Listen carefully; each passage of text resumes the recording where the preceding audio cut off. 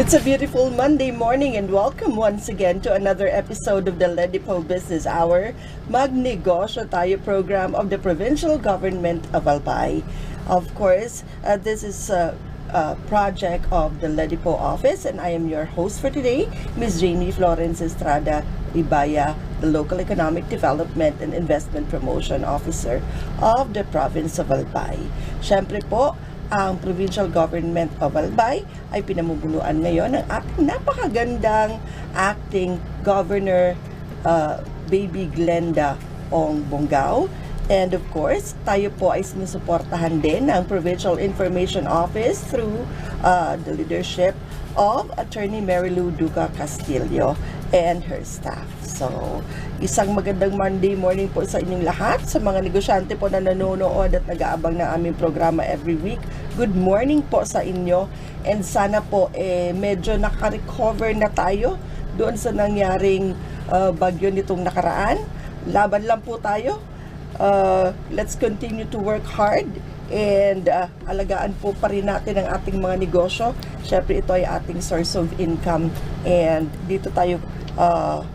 dito mag-uumpisa ang paganda ng ekonomiya ulit at pagbangon ulit ng probinsya ng Albay kapag naayos po natin ulit ang mga negosyo dito sa ating lugar. Of course, we're doing this because we want to be the entrepreneurial hub of excellence and we want to prove to everyone that Albay can be the most preferred investment area not only here in the region but in the whole country as well. And lagi naman po natin ginagawa ito. Every episode, nag-iimbita po tayo ng mga local business owners. Inuuna po natin yung mga dito talaga umpisa ng negosyo sa probinsya ng Albay. Dito nagpalaki ng kanilang business. And sa kanila po tayo kukuha ng mga learnings based sa kanilang mga personal experiences. Sana ma-inspire and ma-motivate din namin kayong lahat na magbukas na ng inyong mga sarili-sariling negosyo. But before we proceed to the formal interview, I just would like to let you know kung ano-ano po ba yung mga iba't ibang servisyon pwede ninyong makuha sa Ledipo office at kung ano po ang aming mission and vision. So please watch this short video po.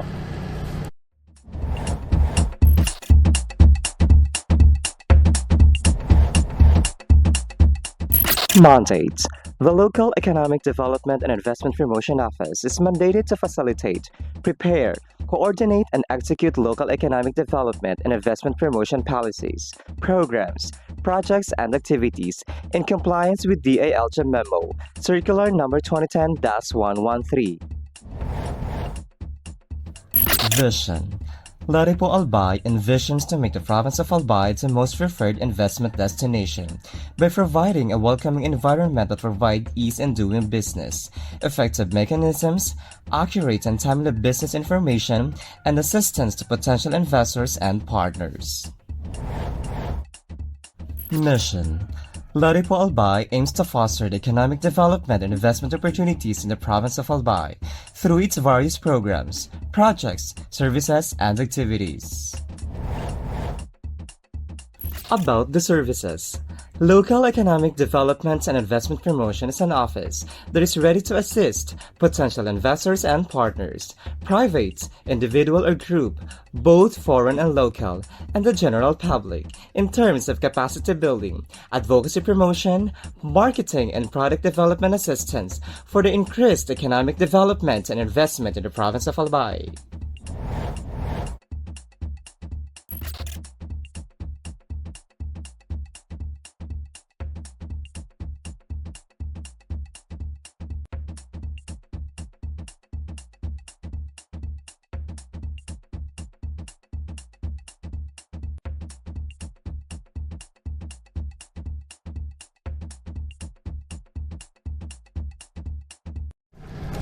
And we're back po sa mga kabubukas pa lang ng inyong mga Facebook pages and channel. Isang magandang Wednesday morning po sa inyong lahat. And welcome once again to the Ledipo Business Hour. Magnegosyo tayo. This is our 78th episode na po. And as promised, may makakasama tayong isang negosyante na magkukwento sa atin ang kanyang journey sa pagnenegosyo. Please join me in welcoming Ma'am Helen Moico, business owner from Kamalig Albay, Sumlang Kamalig Albay. And the name of the business is Moikos Bicol Tablea. Good morning and welcome to the program po, ma'am. Good morning po. Ayan. Bicol's, Moikos Bicol Tablea. From your last name po, ma'am. Ano Yes po? po, ma'am. Ayan, si Ma'am Moiko. Gano'n na po katagal itong inyong business? Nag-start po ako 2015. 2015. So Yes po. almost 9 9 years. Wow. Bakit ito po ang inyong napiling gawing negosyo, ma'am? Paano kasi ma'am, pag may umuwi na mga galing Manila, tapos naghahanap sila ng mga pagbalik nila sa Manila ng pwedeng ipapasalubong sa mga relatives and friends nila sa Manila. Opo. Kaya naisip ko pong maggawa ng tableya kasi po nung bata pa ako, since yung lola ko gumagawa na ng tableya and sa morning po, yun ang iniinom nila. Isa sa mga paborito talaga at hinahanap-hanap ng mga bisita natin kapag pumupunta dito sa Bicol ay yung ating tableya. Kakaiba, masarap, mabango. Yes po, ma'am. And merong something sa tableya ng Albay na talagang hinahanap-hanap. Ano, ma'am? So, yung amoy pa lang ng ginigiling na cocoa, alam mo nang masarap at sobrang bango, nakakainganyo talaga. So, ano po yung very special sa tableya ng Moikos na wala po yung iba? Or ano yung special na ginagawa po nila para mag-stand out yung tableya po ninyo? Sa sa pag-process lang po ng tableya, dapat po kasi hindi na-overcook yung pag-roast ng seeds. Kasi pag na-overcook, hindi na po siya masyadong mabango. Ganun pala yun. Tapos po, dapat malinis ang pagka-process. Yes. And kung maglalagay man ng sugar, dapat nakabalance doon sa tableyang gagawin. Ang secret pala ng sarap ng chocolate, marami pinagdadaan ng proseso na dapat gagawin mo ng tama. Yes. So, isa doon is yung roasting. Opo. Doon po ba nakadepende yung pagiging mapait masyado ng chocolate o yung Opo. yung flavor na tinatawag ng Yes po, cocoa? Ano pa po yung mga factors na nakaka-affect sa lasa ng chocolate aside from yung process ng roasting? Sa pag-grind po, sa paggiling, dapat po ang paggiling ng seeds is maging pino siya. Super pino. Opo, para walang latak pag tinunaw, pag ginawang hot chocolate. I see. So, dapat pinong-pino. Ilang beses po bang ginigiling para makuha po yung consistency na tama ng chocolate? Yung dati po na normal na gilingan ng tableya, inuulit-ulit po mga 5 to 6 ang pagkakagrind doon para mapino masyado. 5 to 6 times na Opo. ginagrind. Yes po. Ano po yung roasting? Balikan natin yung roasting process. Meron chocolates na dapat mapait, no? Yes po. Meron ding mild lang. So, dun po ba yun sa roasting nagkakatalo po? Opo. O meron pang ibang factor na kinoconsider? Wala na po. Sa roasting. Opo. Para mapait na mapait, mas medyo tinututong. Opo. Tama po.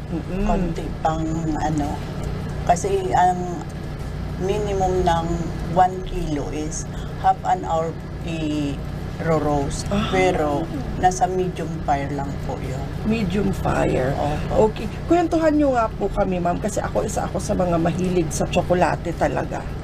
Hindi pwedeng wala akong chocolate. Pampahappy ko yan eh. Meron akong jar sa bahay na isang jar na puno-puno ng chocolate. Kapag hindi siya puno, nalulungkot ako. Gusto ko maraming chocolate sa loob. So, turuan niyo po kami, ma'am. Ano yung mga steps sa paggawa ng chocolate na i-enjoy nating lahat? Yung mga chocolate bars or candies po. Sa ngayon po, ang ginagawa kong chocolate bar, mayroon na po akong mélangier para mas lalong ma-refine yung pagkakagrind ng Ano po yun, ma'am? isa rin po siyang equipment Mhm. para maging refined yung pagkakagrind. Dapat po yung kung gusto ng chocolate bar, dapat nasa isang araw at isang gabi ko ginagrind. Nasa 24 hours po Ay, yun. grabe. Ganun Yes po. katagal pala yun. Opo. Para maging pinong-pino at Opo. fine yung texture at parang soft, no? Opo. Meron chocolate na parang pagpasok mo pala sa bibig, natutunaw na siya ng kusa. Yes Ganun po, po ma'am. ba? Opo. So, grabe, no? 24 hours halos ginagrind. Opo. Ano po yung proseso? Sige, ma'am.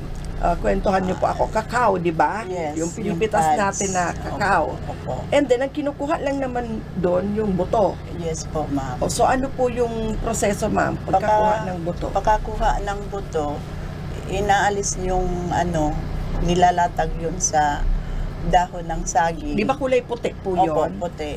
Hindi na tinatanggal po yung Hindi puti? na po, tinatanggal yung puti. Okay. Nilalagay ko po yun sa dahon ng saging para tumulo yung niya.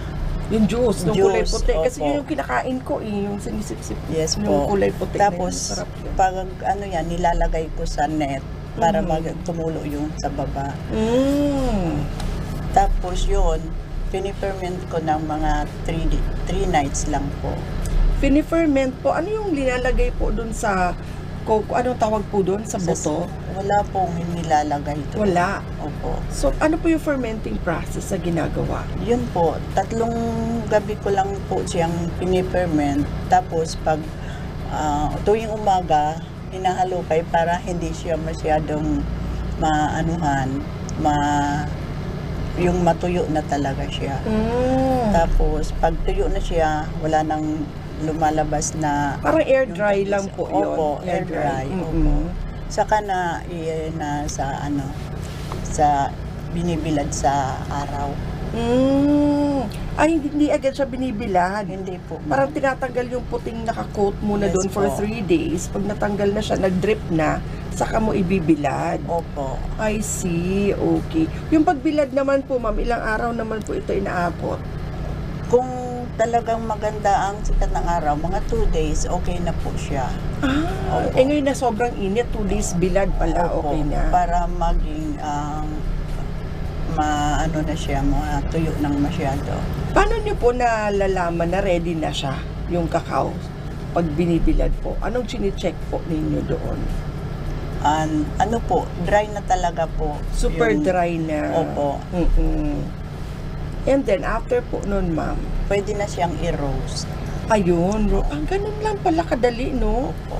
So, yung ordinary po bang na may mga may mga kakao sa likod bahay nila o tabing bahay, pwede rin po ba itong gawin? Pwede Basta po. ang importante lang, may grinder ka na makakapagpino. Yes po. I see. And yung roasting naman po, may ibang technique po bang ginagamit sa roasting o ginagawa sa tamang pag-roast ng mga buto ng cocoa? Ako po, ang 1 kilo, niro-roast ko yun sa kalahating oras lang po. Akala buto ng cocoa. Buto na Kakao. nga yung buto ng kakao, ayan. Opo. So, kalahating oras lang na, Opo. na low fire. Yes po. Ayun, ang bango nun. Para ang bango-bango ng pabrika ni na, ma'am. So, after roasting, Babalatan na po yun. Yes po. Aalis na yung balat. Tapos, yun, pwede nang i-grind pag naalis na yung balat niya. I see. Ano pong lasa pag hindi tinatanggal yung parang balat? Hindi po siya ning fine. Pwedeng nakakaano sa... Matigas po. Opo. I Hindi see. siya pwedeng ihalo sa chocolate. May machines po ba tayong ginagamit para sa pagtanggal ng balat o mano-mano po ito? Sa ngayon po, mano-mano pa. Kasi wala pa ako nung equipment para pangtanggal sa balat. I see. Pero may equipment na po talaga available para tanggalin ang balat ng Mayroon na po. na effective naman, na kasing effective ng kamay ng tao. Yes po. Mayroon na. I see. Okay. So, pero ngayon, may mga tao kayo na kayang gawin ng Opo, mabilis mayroon yun. naman. Opo. So, after matanggal nung balat, saka na iga-grind. Opo. Ayun. So, doon na sa grinding process naman, magkakatalo sa texture nung chocolate. Opo. Ang daming factor to consider. May nakita po kasi ako isang vlogger, ma'am, na parang ginagaya niya yung nauusong chocolate ngayon sa sa Dubai.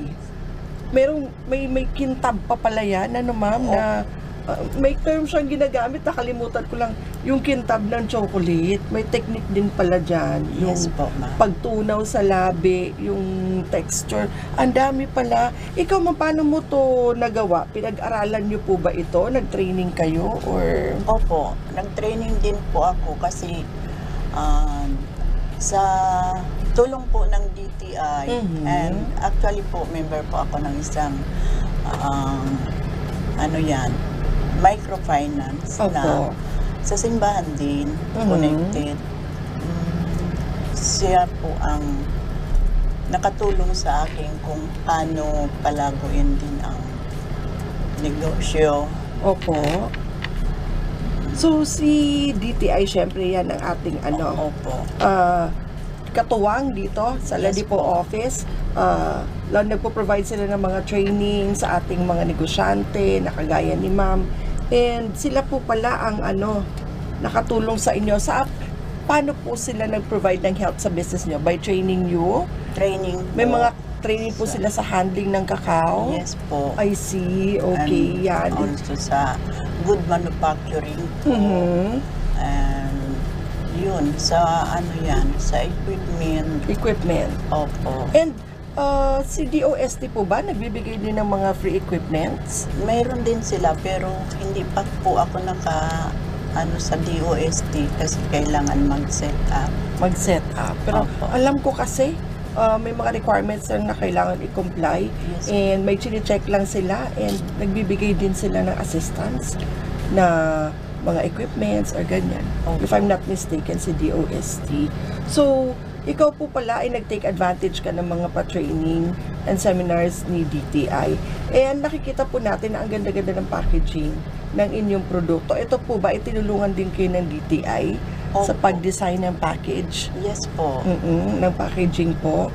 Opo. I see. Okay. So, ayan, i-shout out natin yan. Mga friends natin dyan sa DTI. Sina Sir Sinan Briones, sina Sir Noel Bunao, at si Sir Dindo Nabol. Ayan. Laging maaasahan ng mga yan pagdating sa pagtulong sa mga MSMEs natin. So, kayo po, ma'am, ay fully registered na. Yes po. Ang business natin ay registered na with DTI, with FDA. may BIR. Uy, may FDA Yes, si ma'am. Ang galing. Kasi marami po tayong kaming mga na-interview dito ng mga business owners na into food business, na challenge po sa kanila yung pagkuha ng FDA kasi madaming requirements, maraming kailangan i-comply. Ano po yung naging secret ninyo, ma'am, para makakuha agad ng FDA approval? Po, yung sa production area ko, dapat mayroon ng separate sa kitchen. Kaya ako na-approve ng FDA kasi mayroon na akong production area na 5%. Nice. May production area na separate sa Kitchen. Ganun pala. Opo. Ano pa po yung mga requirements to get an FDA approval na naalala nyo po?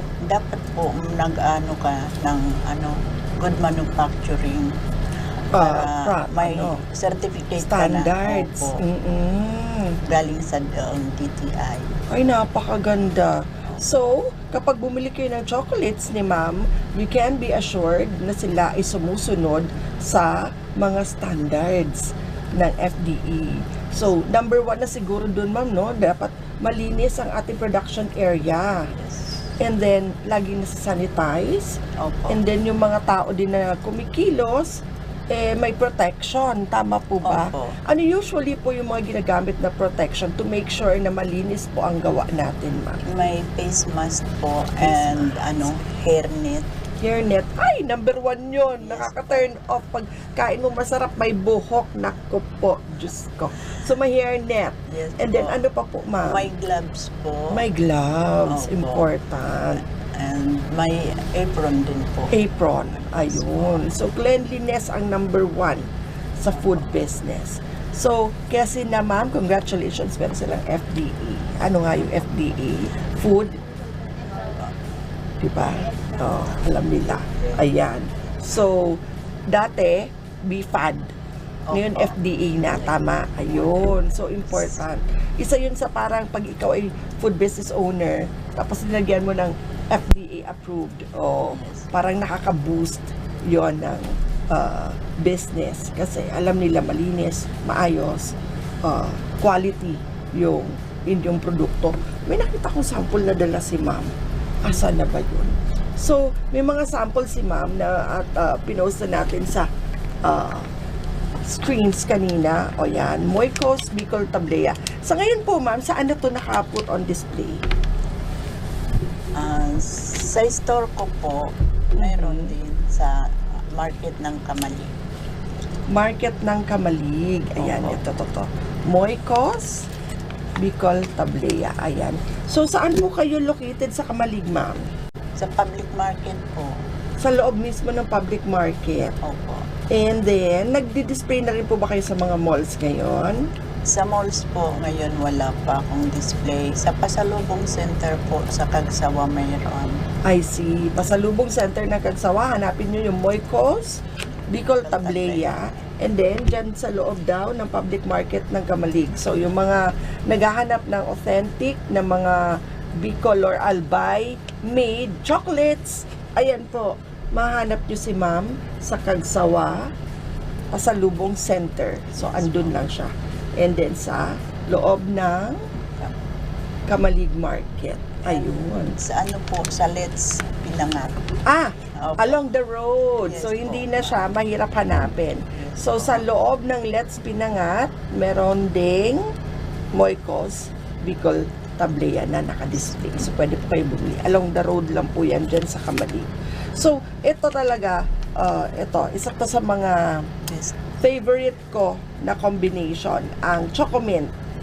Kasi, kung kumakain ka ng mga candy na mint, tapos paborito mo yung chocolate, ay, mai-enjoy mo talaga ang Chocomint, kagaya ko. Kasi para ka ng Mentos at tsokolate, all-in-one sa iyong bunganga, napakasarap. Favorite ko po talaga.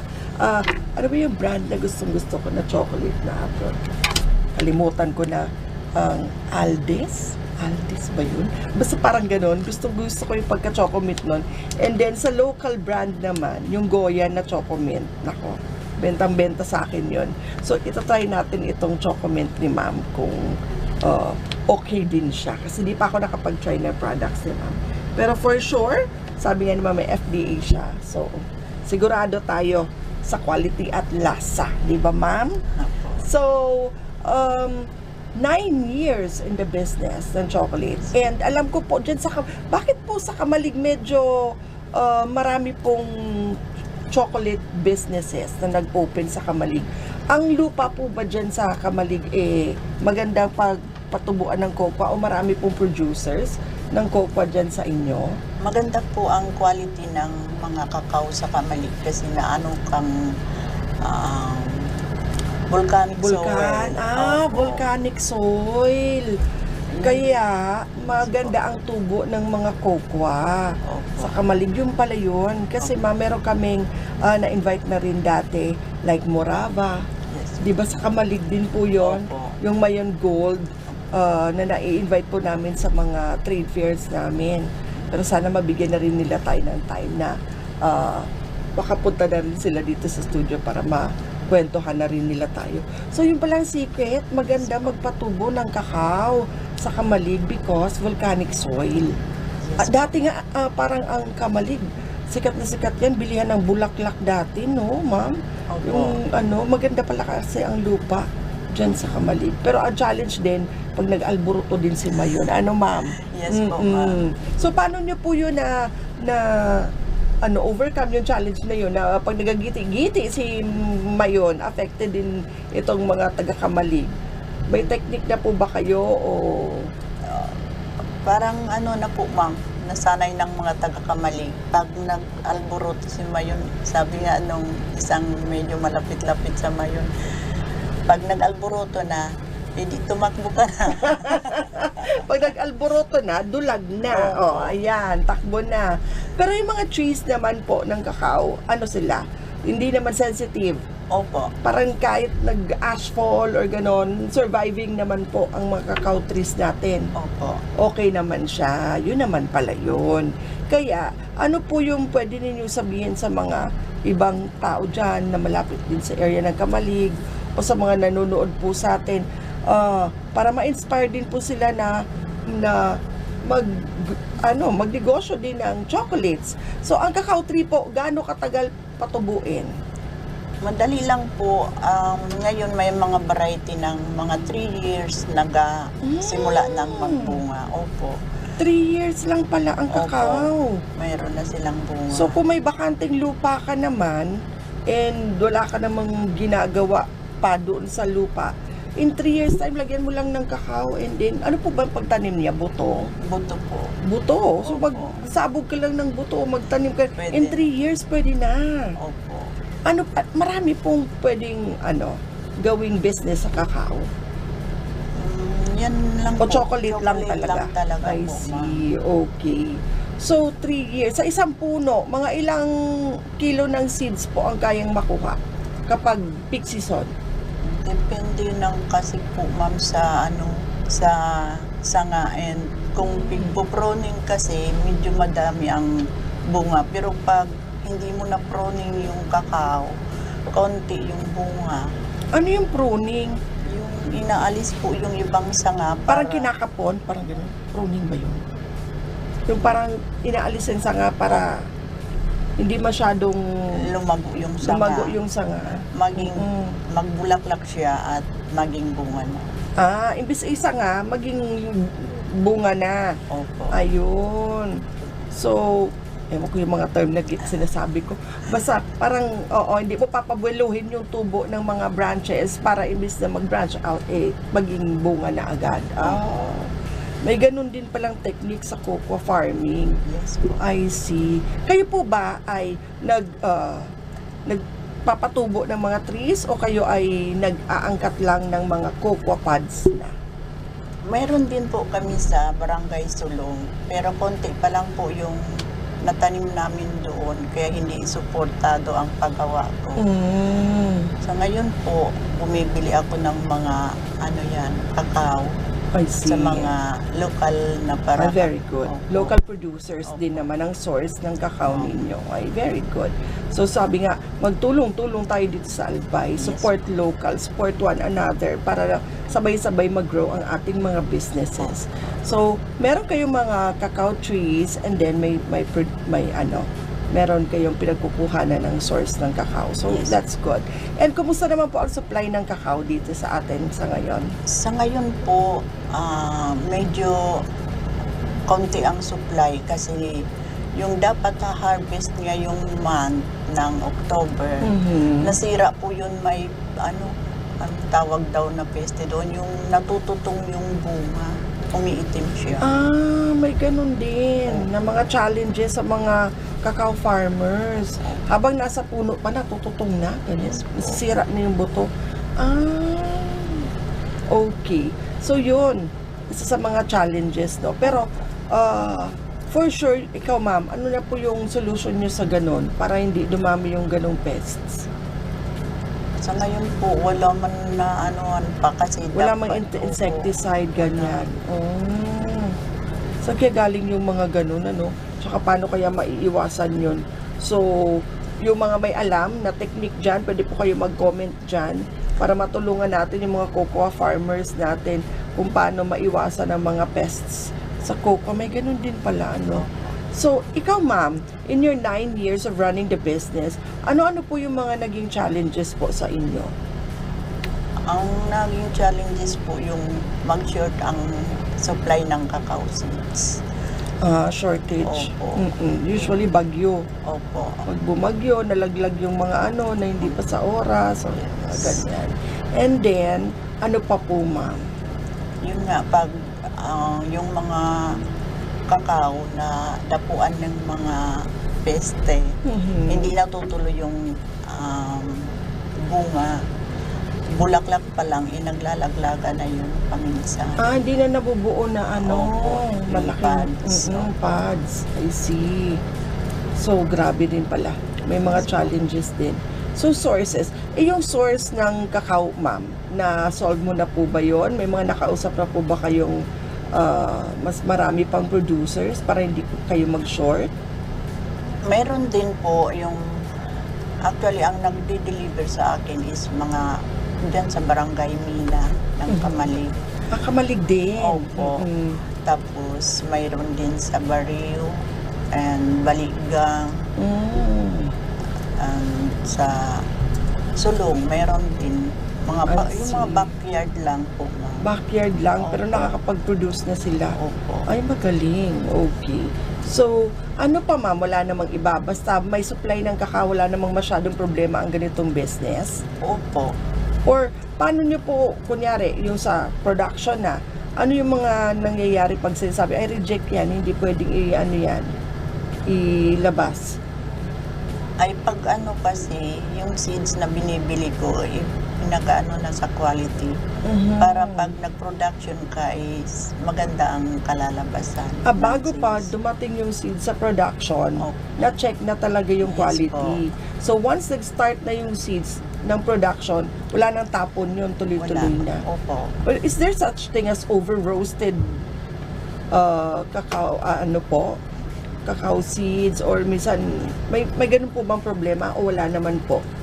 Yung sobrahan ng luto.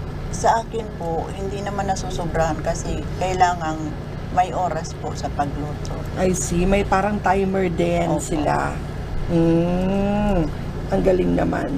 Okay po. So, paano po ba yun? Di ba may iba-ibang klase ng chocolate? Like Chocomint, milk chocolate, ano pa ba yung mga 100%?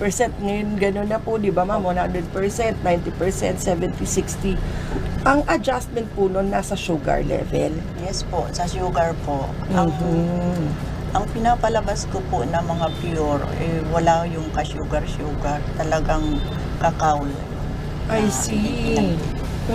Doon nga daw nagkakatalo kung gusto mong malaman yung quality and sarap ng tsokolate, talaga kainin mo daw ito ng pure 100%.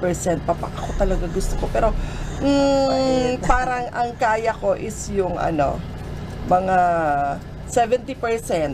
Yan, na-enjoy ko na yung na hindi mapait-pait, napapaitan pa ako sobra. 70 kaya ko na yon, 70%. Ayun, pero yung milk naman po, anong klase ng milk ang linalagay sa chocolate? Powdered milk po. Powdered milk. May akala ko yan, pinahaluan talaga ng fresh milk, no? Powdered milk na pala. Powdered milk. I see. Okay, ito naman po Chocomint, paano to ginagawa? Mint leaves po ba talaga o flavoring na lang siya? Flavoring po, ma'am. Flavoring, I see. O mahirap naman pag mint leaves nilagay mo dyan. Ayun. So, ano po ba yung difference ng chocolate na sinasabing organic chocolate? May mga ganon kasi ako nakikita sa market. Meron din po ba kayong ganon? Hindi na ako nagagamit ng organic, ma'am. Kasi hindi. Ay, na-try nyo na din po dati? Opo. Tapos, actually ngayon, wala namang masyado sa organic. Kasi, yung kakao naman po, kahit hindi mo ilagay dyan na organic, talagang organic. Organic kasi, naman talaga opo. siya. Kasi wala namang bonus na, ang iba mayroong nilalagay na bonus na synthetic. Pero sa amin doon sa Kamali, hindi naman kami masyadong naglalagay ng mga synthetic na. Unless talagang kulang ng supply kasi kayo Opo. meron namang abundant supply. Yes po. May ganun din pala, synthetic na nilalagay sa chocolate. Opo. Yung para mga extenders, mga ganun. Opo. Ako naman hindi naglalagay ng mga ganun sa chocolate kasi okay na yung sugar na nilalagay ko.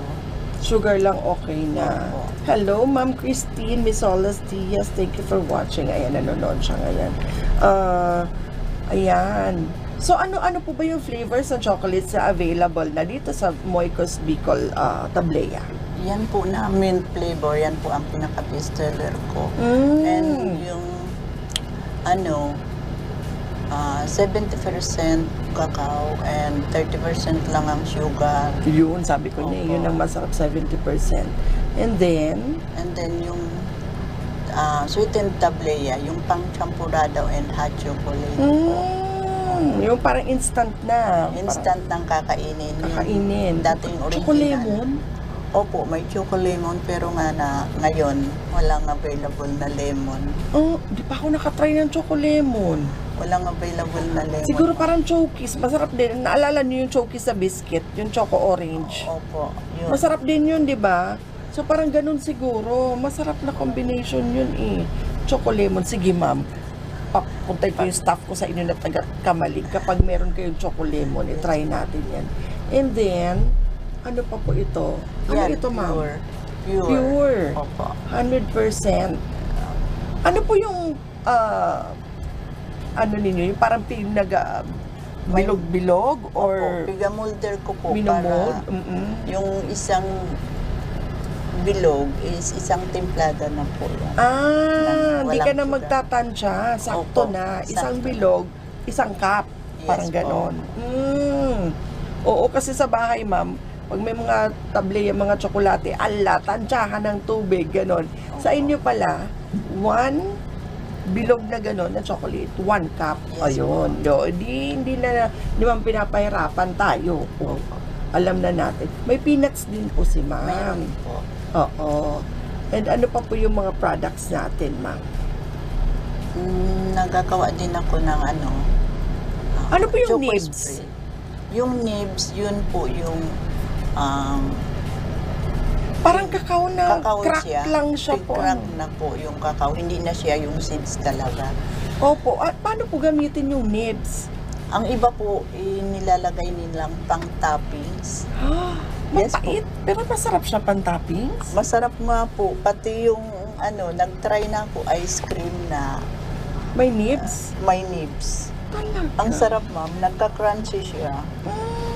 Try natin. Kasi, nung last po namin na parang mini trade fair, may nakita kami from Alea Opo. Chocolate din. Taga dito din sa Albay. Opo. Na choco nibs. Tinikman ko, kumapait. Medyo, paano kaya gamitin yung choco nibs na to? So, Pang pantapping. toppings po. Pag nilalagay sa topping, sumasarap siya, tumatamis. Yes po, ma'am. Talaga, try Sa- ka natin. Sa ice cream po, pwede mong i-toppings. Kasi nag-try ako ng ice cream. Nilagyan namin ng nibs. Nibs. Oo. Kaso, yun nga, may pait siya. Pero, May pait. o yung pait at saka tamis ng ice cream, nagbabalance din. I see. So, pag nilagay mo siya sa ice cream, lumalambot siya, tapos lumalabas yung flavor niya, kaya sumasarap. Ganun po ba yun? Nagka-crunchy. Nagka-crunchy. Di ba, dadaling ko yung nibs. Ano siya? Matigas na, pag kinagat mo as is, mapait na matigas. Paano kaya to? Pakuluan ba to? Or ano yun pala? Roast ng Roasted konti. na po. Pwede i-roast pa. I-roast muna And po, then? ma'am. And pag na-roast mo ulit siya, ka-crunchy na siya. Kaya pala ganun. Okay. I-try natin yan. I-roast natin ng konti. Tapos pag crunchy na, pwede ng toppings. Isabay natin sa pagkain ng ice cream. O, vanilla ice cream. Tapos tingnan natin. Ayun pala. So, ma'am, ano pa po yung paano nyo napatagal ng 9 years itong ganitong business? Napatagal ko po siya kasi pag mula nang ini-invite ako ng DTI sa mga trade fair and lalo na ngayong may FDA na ako, madami na po man order sa akin online and ang iba nga dinadala pa sa ibang bansa, hand carry lang nila. Kaya malaking tulong din po yan sa pamilya ko, lalo sa pag-aaral ng mga anak ko. Sa awa ng Diyos, nakatapos na din yung 9 na anak ko sa pag-aaral. I see. Okay. Di ba marami din po challenges yung ganitong business? So, sa experience nyo po, ano yung pinakamahirap na napagdaanan ng business ninyo, ma'am? Yung magkulang po ng kakao. Yun Seeds. talaga lang, Yun yung po. supply, yun ang Yung pinaka. supply ng raw mat po, yun ang pinakang problema po. I see. Okay. So, supply lang talaga. Sa tao po, wala namang nagiging problema. Wala po. Ay, maswerte si ma'am. Ayan. So, 9 years in the business, supply lang talaga ang challenge. And, ilan na po ang inyong staff ngayon? Ano lang po, bali 4 kami. Kasama ka na po. Opo. Mm-mm. Yung So, anak ko po, Mhm. hindi ako nagkuha ng ibang katulong kasi sa foods po mahirap magkuha ng outsider. I see. So, kayo po, ng mga anak niyo po, o isa lang, ilan po ang katuwang mong anak sa business? Ay 2 po na babae at saka yung manugang ko po. I see. So, family business talaga. Yes po. Kayo yung nagtutulungan dito sa business na ito. So, ano po yung mga assignments nila, bawat isa? Ay, ano po, pag sa roasting yung isa, tapos yung isa naman yung ng pag-grind. And yung isa naman, yun na yung magmumulder para tuloy-tuloy ang production. I see. Ang galing naman. As in, kayo lang po. Gaano po kadalas ang pagluluto ninyo nitong inyong products? Kung minsan, ano yan ang mga araw-araw, mga 5 days araw. Grabe, Kung may- 5 days a week. Opo. So, malakas ang business ni ma'am. Lalo po, pag ganitong may trade fair, Mhm. kailangan na madami ang production namin. I see. Ang galing. So, ang shelf life naman po ng chocolates, gaano po yung katagal, maximum? Maximum po niyan is 1 year. 1 year. Opo. Pero Kasi sa- nga, hindi si ma'am gumagamit ng mga synthetic na na pampatagal ng shelf life. So, 1 year para ma-maintain yung quality Opo. ng chocolates. I see. Okay. So, 4, ang galing, family business talaga.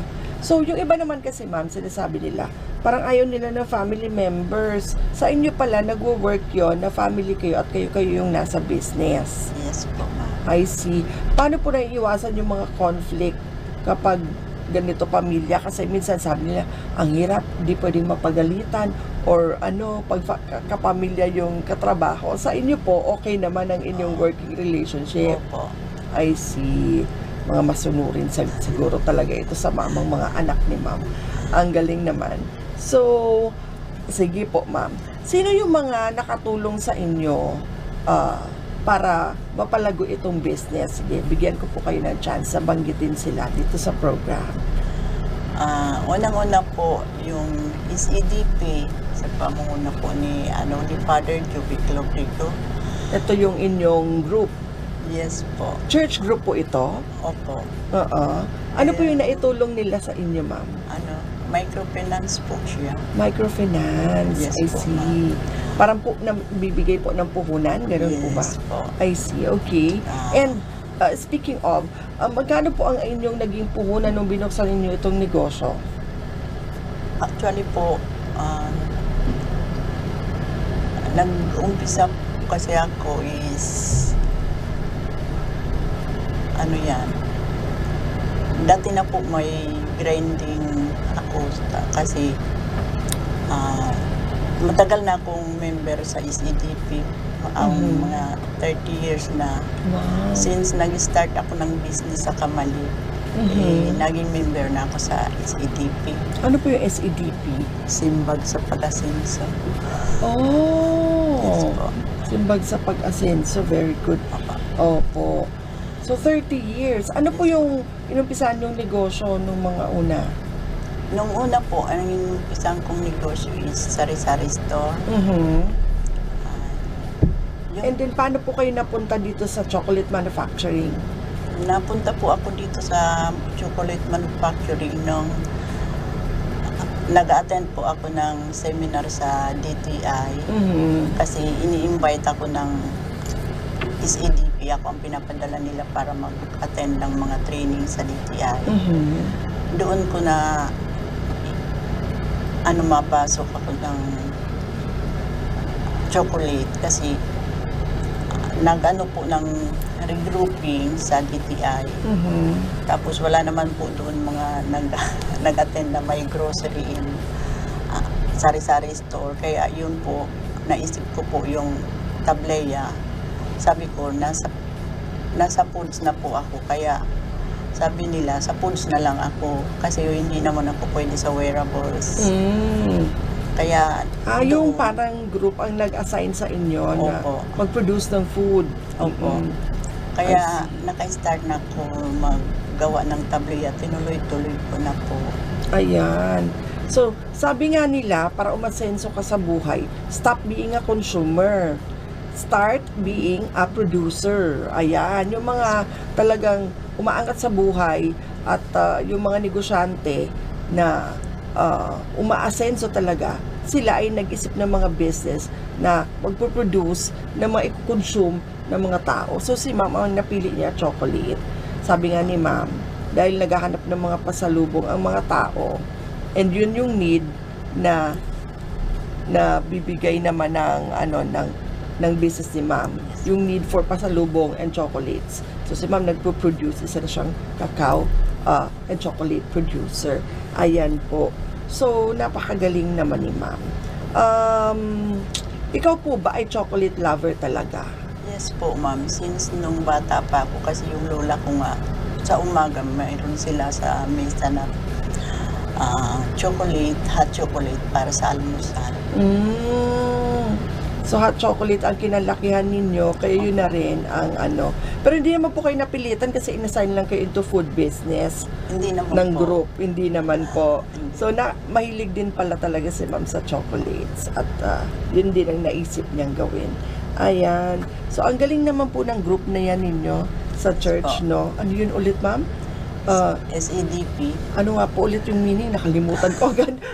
Simbag sa pag-asenso. Simbag sa pag-asenso. In short. Ang galing. So, 30 years ng member si ma'am. Ibig sabihin, ang dami-dami nang natulungan nitong group na ito. Nakakatuwa naman. Simbag sa pag-asenso. Ayan. So, ano po pwede nating ibigay na advice sa mga nanonood sa atin na gusto rin magbukas o may mga kakao sila sa kanilang backyard and baka maisipan din nilang magbukas ng ganitong negosyo. Ano pong tips ang pwede nyo ibigay? Ay, sa mga katulad ko po na gusto rin negosyo, huwag po kayong matakot na i-grab ang anumang dumating sa inyong pagkakataon o para magkaroon kayo ng negosyo. Huwag po kayong matakot.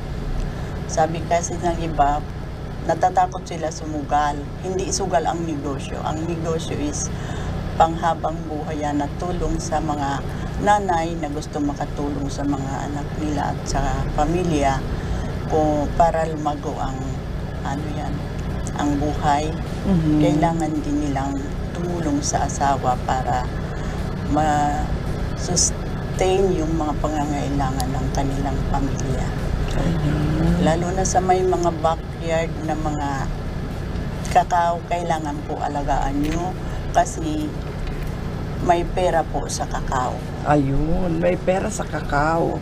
So kung marami lang naman silang bakanting lupa, sabi nga ni ma'am, 3 years lang pwede na mag-harvest ng kakao. Basta parang draft, pruning, ipopruning nyo sila, magbubunga siya agad within 3 years. Ayan. So, marami na rin talaga kasi ang mga chocolate producers dito sa Albay. So, iisa-isahin natin sila. Sana ma-interview natin lahat. And, masarap naman yung quality and yung lasa at saka yung quality ay pang-export na talaga. Kayo po ba, ma'am, do you have any plans of exporting your products po? Meron din po na kung magkakaroon ng pagkakataon tayo sa pag-export, pwede din. Ito po ba ay available na online sa mga sikat na mga shopping sites natin? Hindi po ako sa Shopee or Lazada. Ay, hindi pa. No plans po to sell it there? Maybe yung mga anak ko na. Oo, kasi number one siya ngayon na platform to sell products, di ba? Kasi hindi naman lahat makakapunta dito sa Kamalig pero nakakapanood ng program natin. So at least kung available na siya online, mapatitikman na nila, pa-ship na lang din si ma'am, ano. Pero ngayon parang doing good ang business ni ma'am kaya hindi pa niya naiisipan yung online marketing na yan. So, masasabi niyo po ba na successful na po talaga ang Moicos Bicol Tablea? Yes po, ma'am. Ayun. So, saan po nanggagaling yung tinatawag na success ni Ma'am Moico? Sa ano po? Sa Bukod sa napatapos yung mga anak, and then, ano pa po, ma'am? na ano ko po kasi marami na po nag-order din sa Moicos Bicol Tablea. Nagpapaano kayo? Resell? Yes po. Okay, so maraming resellers. Siyempre, yung mga resellers na yon natutulungan ni ma'am na kumita din. Yes, ayun. So, sige ma'am, yung mga gusto mag-resell ng inyong mga produkto, yung mga gusto rin mag-display ng inyong mga products, paano po nila kayo kukontakin? Sa ano po, sa may page po ang Moicos Bicol Tablea. And Facebook po. Facebook, Mhm. meron po. So, Moicos Bicol Tablea, look for them sa Facebook. And pwede na po mag-order doon. Saan pa po, ma'am? May number po ba pwedeng tawagan? Meron po. Ang number ko po is 0907 Mhm. 5033 570. Ayan. So, for orders, and if you want to resell her products, 0907-503-3570. Let's support our local producers. Let's support local products po para umunlad ang mga negosyo dito sa Albay at magtulong-tulong po tayo para mangyari po iyon. So, anything else you want to say, ma'am, before we end the program po? Maraming salamat po sa Indo, as in sa mahal na Diyos. Unang-una po, siya po ang pinapasalamatan ko kasi siya ang nag-provide ng lahat po na pangangailangan natin, and siya po ang nagalita sa sa atin sa anumang sakuna dito sa mundo, kaya papasalamat po ako sa Panginoon. And dito po sa inyo, maraming salamat din po kasi na-invite niya ako sa oras na ito. God bless po sa ating lahat. Yan. Thank you so much po. Si ma'am ay talagang nakakapit kay Papa God sa kanyang business for guidance and strength kasi hindi naman all the time happy ang mga business owners, di ba ma'am? Yes po. So sa mga times sa medyo challenge si ma'am, talagang malakas sa kanyang faith kaya tuloy-tuloy ang kanyang business centered sa God ang kanyang business. So ayan, napakahusay niyo po ma'am, and saludo kami sa inyo bilang isang babae na empowered po na tumutulong sa pamilya, sa asawa ninyo para makapag-provide well sa family ninyo. And nakakatulong din yung business sa mga resellers kasi kung kumikita si ma'am, kumikita din po sila. Ayan. So, ito po ulit ang mga products ni ma'am, sample products. Sabi nga niya, Choco Mint, ang kanyang bestseller. And curious ako na matikman yung kanyang Choco Lemon na medyo challenge ngayon kasi wala daw mahanap na lemon si ma'am, pero papacheck ko yan lagi. And premium chocolate. So, mayroon iba-ibang percent ng tapang ang kanyang mga tsokolate. So, i-try nyo po. Diyan daw, matatagpuan sa Let's Pinangat, sa Kamalig, along the road lang po yan. Yung mga on-display products si ma'am. And sa loob ng public market and sa Kagsawa, Pasalubong Center. Ayan, and you can look for her po sa Facebook page na Moicos Bicol Tablea. Ayan, ma'am. So, thank you so much for sharing your business story with us dito sa Ladipo Business Hour. May mga natutunan po kami sa inyo. Actually, parang first time yata natin na maka-interview na, hindi, second time na nagpo-produce ng chocolate dito sa Albay. And nakakatuwa po kayo at nakaka-proud po kayo, ma'am, na business owner. So maraming salamat po, and sa inyong lahat na nanonood ulit sa amin dito sa isa na namang episode ng The Ladipo Business Hour. Thank you so much for watching. It's already our 78th episode po, And we will see you all again on Wednesday for another business talk dito sa Ladipo Business Hour. Once again, thank you po to our Acting Governor, Baby Glenda Ombongao, for the help and support as always, and to Attorney Mary Luduca Castillo of the Albay PIO for allowing us to use this beautiful studio, to Sir Richard Bobis, to my staff sa Ledipo, Steph and Levi na nandito po sa studio, and to Mark na nag-invite ng ating guest for today. So thank you so much. God bless you all. Have a productive and wonderful week ahead. See you all again on Wednesday. Thank you. God bless. Bye-bye po. Hi.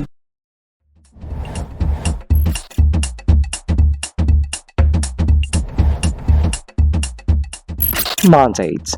The Local Economic Development and Investment Promotion Office is mandated to facilitate, prepare, coordinate, and execute local economic development and investment promotion policies, programs, projects, and activities in compliance with DALJ Memo, Circular Number 2010-113. Vision. Ladipo Albay envisions to make the province of Albay the most preferred investment destination by providing a welcoming environment that provides ease in doing business, effective mechanisms, accurate and timely business information, and assistance to potential investors and partners. Mission. Ladipo Albay aims to foster the economic development and investment opportunities in the province of Albay through its various programs, projects, services, and activities. About the services. Local Economic Development and Investment Promotion is an office that is ready to assist potential investors and partners, private, individual or group, both foreign and local, and the general public, in terms of capacity building, advocacy promotion, marketing and product development assistance for the increased economic development and investment in the province of Albay.